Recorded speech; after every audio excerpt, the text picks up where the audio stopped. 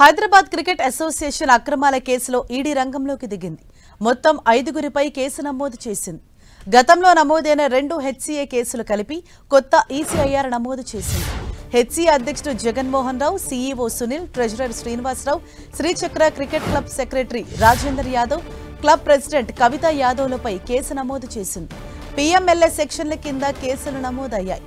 BCCA నిధుల విషయంలో money laundering జరిగినట్లు ఈడీ అనుమానాలు వ్యక్తం చేస్తోంది. దీనిపై మరింత లోతుగా విచారించేందుకు నిందితులను కస్టడీకి కోరనుంది. ప్రస్తుతం నిందితులు సిఐడి కస్టడీలో ఉన్నారు.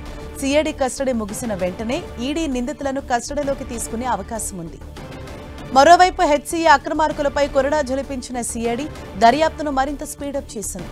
హెచ్సీఏ అధ్యక్షుడు Jaganmohan Rao, HCA CEO Sunil, HCA treasurer Srinivasarao, Srichakra cricket club secretary Rajender Yadav, Srichakra cricket club president Kavitha యాదవ్ను 6 రోజుల కస్టడీకి తీసుకుని విచారిస్తోంది.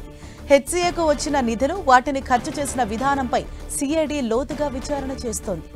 ఈ కేసులో A2గా ఉన్న హెచ్సీఏ సెక్రటరీ దేవరాజ్ను తప్ప మిగిలిన అధికారులను సిఐడి అధికారులు అరెస్ట్ చేశారు. దేవరాజ్ మాత్రం పోలీసులకు చిక్కకుండా పరారీలో ఉన్నారు. దేవరాజ్ పారిపోవటానికి ఉప్పల్ సీఐ ఎలక్షన్ రెడ్డే కారణమని అధికారులు గుర్తించారు.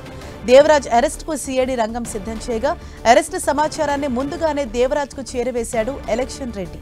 దీంతో దేవరాజ్ సిఐడికి చిక్కలేదు. సిఐడి సమాచారాన్ని ముందుగా లీక్ చేసినందుకు సిఐ ఎలక్షన్ రెడ్డిపై అధికారులు సస్పెన్షన్ వేటు వేశారు.